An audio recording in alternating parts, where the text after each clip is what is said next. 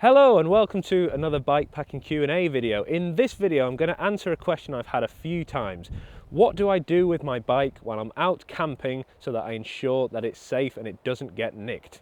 I'm going to show you 3 options that you can consider to keep your bike safe, and also stick around to the end of this video where I'll show you what I currently do while I'm out on my adventures. Now, before we look at how we're actually going to keep the bike safe, we need to think about our camp spot.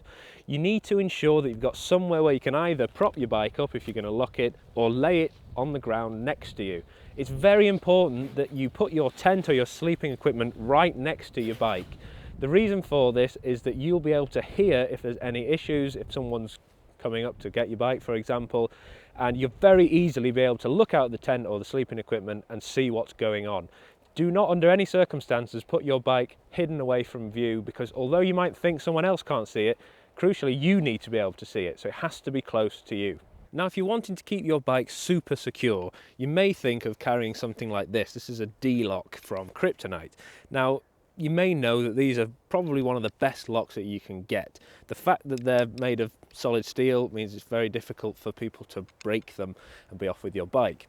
The problem with these sort of locks, however, when you're bikepacking, is they're very, very heavy, and they need to be secure. So it's great for commuting. It's great if you're going to leave your bike somewhere in a city centre and you really want to make sure that it's there when you get back to it. But when you're bikepacking, it's quite a huge amount of weight that you can probably do without. So for that reason, I don't actually ever use this when I'm out bikepacking. What I tend to take as my go-to lock when I'm out cycling is something a little bit controversial. It's a luggage lock. All it is effectively is a long piece of cable that you can wrap around your bike, clicks in, and then you need a code to unlock it.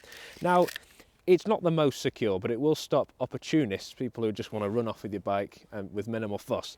This will stop them doing that. It's also very lightweight and easy to fold away and put in my little top tube bag here, which is ideal for bikepacking. When I combine this with the fact that I'm usually very discreet when I'm camping, and the fact the bike is right next to me, I feel perfectly safe going to sleep knowing that if I were to hear something, it's likely I can get to the bike quickly and ensure that it doesn't get nicked. It's all about buying time with locks. The longer you can buy, the more time you've got to rectify the situation. Right, so the final security option is zip ties. Now, you may think these are pretty useless, but actually in an emergency, they're a really good option. They're very lightweight and you can pack them away super easily. All you need to do is zip tie your bike to your sleeping equipment. If it's your tent, around a tent pole would be perfect. If it's a bivy bag, through a loop in the zip, for example. That way, if someone tries to pull your bike, it will jolt you and wake you up. Now, I did say I'd tell you what I do at this point in the video, and to be honest, it's probably a little bit boring. I don't do anything. I literally just prop my bike up next to where I'm sleeping and listen out for things. And the fact that I'm usually far away from the beaten track, I know I'm unlikely to run into anybody. But the fact that I can literally just pop my head out the tent, check on the bike, is really reassuring to me. When I first started bikepacking, I was really worried about this, and I used to take locks and cables and lay it down on the floor and make sure that no one could see it. But as I've got more experience with bikepacking, I know that I'm more than likely going to wake up if I hear any footsteps or any noises on the ground. So that's what I do. I just leave it next to where I'm sleeping and do nothing to it at all.